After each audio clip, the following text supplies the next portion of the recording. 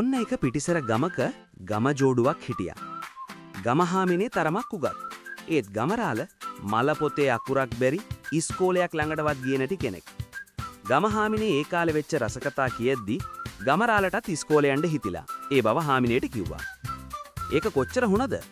ඔහේ හෙට ඉඳන්ම ඉස්කෝලේ යන්න. ඒත් මේ ගමේ ඉස්කෝලේට යන්න එපා. අහල පහල මිනිස්සු hina වෙයි.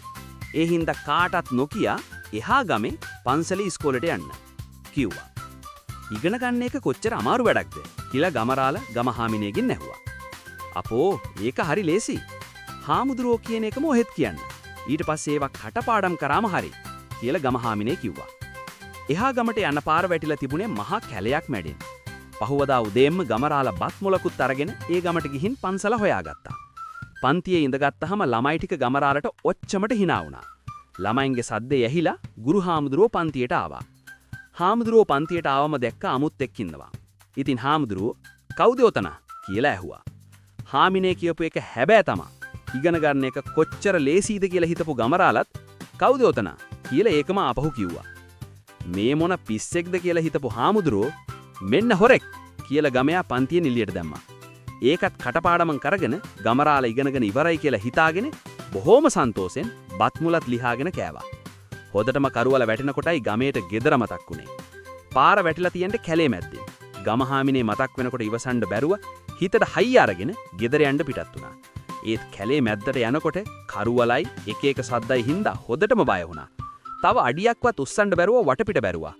ළඟ තිබුණ ලොකු ගහක් දැකලා කොහොම හයි බඩගාලා අතු දෙබලක ඉඳගත්තා. ටිකක් නිින්ද ගිය ගමයා එක පාරටම ඇහැරුණා. ඒ එක්කම ගමරාලක පානම් මතක් වුණා. කවුද උතන? ඔන්න හොරෙක් කියලා බය යන්නත් එක්කම පාඩම හයියෙන් කිව්වා. ඒ සද්දක කීප දෙනෙක් කැලේ කඩාගෙන දුවනවා ඇහුණා. කොහොම හරි උදේ පාන්දර දනිපනි ගාලා ගහෙන් බැහැගත්තා විතරයි ගහමුල තිබුණ සල්ලි පොට්ටනිය දැකලා ගමරාලට සතුට ඉවස ගන්න බැරුණා. ඉක්මන් කරලා ඒකත් අරගෙන ගෙදර ගියා. ඉගෙන ගන්න එක කොච්චර ලේසිද? ඊටත් වැඩිය කොච්චර වාසීද? මේ බලපල්ලකෝ කියලා සල්ලි පොදිය ගමහාමිනේ අතට දුන්නා.